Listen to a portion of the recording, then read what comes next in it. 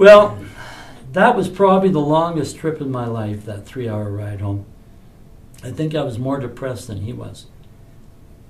And Darren, I realized right then and there that I'm not going to get an answer here, so I've got to look. But there was something in my heart. I absolutely knew there had to be an answer somewhere. I didn't believe for one moment that God would send his children, if we are his children, to come here to this planet and have this experience, because it's not an experience. They have no freedom of choice. They have no power to motivate their life in certain predetermined directions. They don't have the cognitive wherewithal because of the disorder. And it's a terrible, terrible thing. And I didn't believe for one moment that God would send his children to exist in that. And I started to pray and I started to fast and look for answers. I went to the University of Lethbridge. I spent time with a very well-renowned neuroscientist there. He helped me to understand bipolar.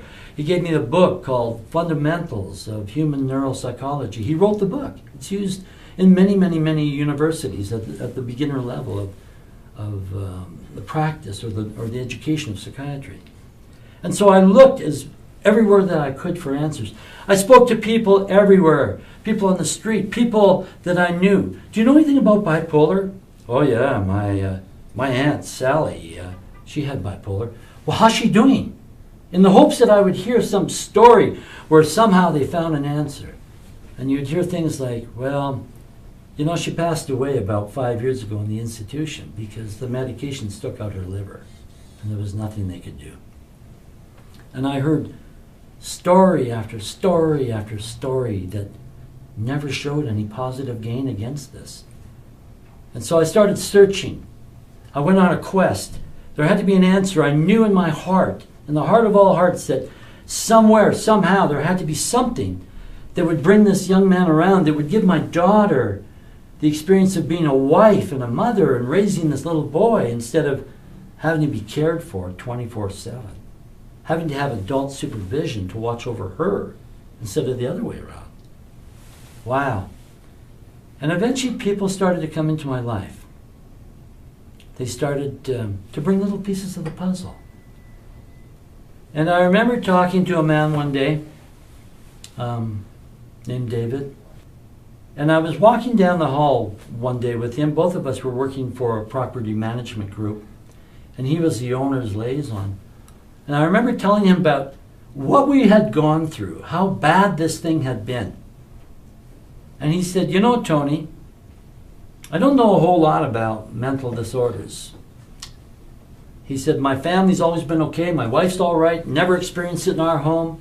So I don't understand mental disorders or mood disorders, whatever you call them. He said, but I spent 20 years formulating feed in the livestock industry. And I'm thinking, where's he going with this? And he said, we often saw a disorder. It's called ear and tail biting syndrome.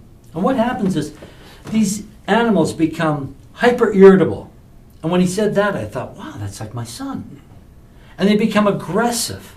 And I'm thinking, that's exactly what my family complains about, because he's so aggressive and so violent.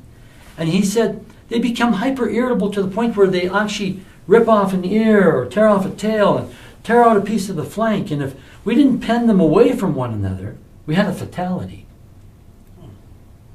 And he said, but we came to understand through the agricultural literature that you could nutrate away this disorder in these animals. And Darren, when he told me that, I came to know what an epiphany is. Because I don't think that there wasn't a cell that wasn't lit up in my body. I felt it right from the top of my head right to my toes. I absolutely knew that that was the answer. That you could nutrate away these disorders, like he said.